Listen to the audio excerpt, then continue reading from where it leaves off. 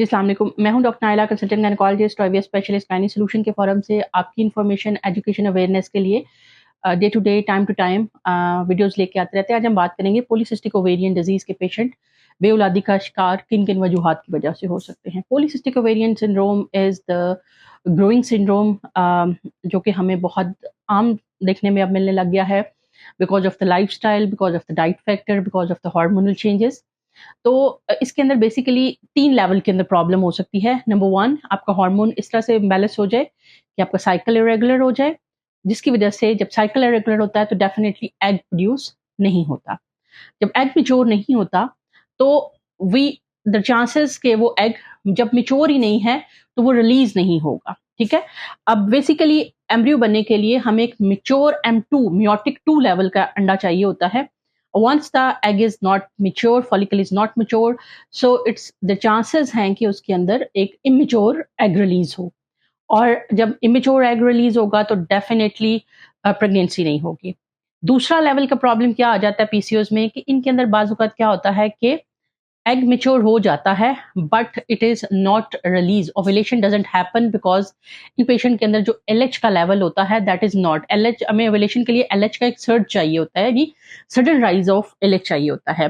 LH is luteinizing hormone जो कि follicle के वॉल को वीक करता है और उसके बाद उसको रिलीज करता है फॉलिकल को, जिसमें से कि एग रिलीज होता है। तो इनके अंदर चूंकि प्लेट्यू ऑफ एलएच होता है तो इनका ल्यूटिनाइजिंग हार्मोन अगर इम्बैलेंस्ड है तो बस एग मेच्योर हो जाता है but we don't get a rupture of the follicle, follicle release ही नहीं होता है, तो लिहाजा अंडा रिलीज होने के लेवल पे प्रॉब्लम हो सकता है। इन पेशेंट्स के अंदर नंबर 3 के ऊपर प्रॉब्लम आ सकती है कि जो इनका फॉलिकल रप्चर होने के बाद एग रिलीज हो रहा है वो ओवम का बैरूनी दीवार, जिसको हम ज़ूना पैलिसिडा कहते हैं, वो बहुत जो है वो सख्त होता है and sperms are unable to penetrate that. Normally in the process of fertilization, million of sperms surround the egg और वहां पे एक एक्रोसोमल रिएक्शन होता है जिसकी वजह से जो एग की दीवार है वो एक खास लेवल से ब्रेक करती है और जो स्पर्म का डीएनए होता है वो उसके अंदर ट्रांसफर हो जाता है। अब पॉलीसिस्टिक ओवेरियन सिंड्रोम के पेशेंट्स का बाज़ ज़ूना पैलिसिडा बहुत थिक होता है और उसके अंदर स्पर्म एंटर नहीं हो सकता, तो लिहाजा इन पेशेंट्स के अंदर 3rd लेवल के ऊपर जहां पे हमें फेलियर ऑफ फर्टिलाइजेशन होता है। पहली बात, failure of egg maturation, number 2 failure of ovulation and number 3 failure of fertilisation.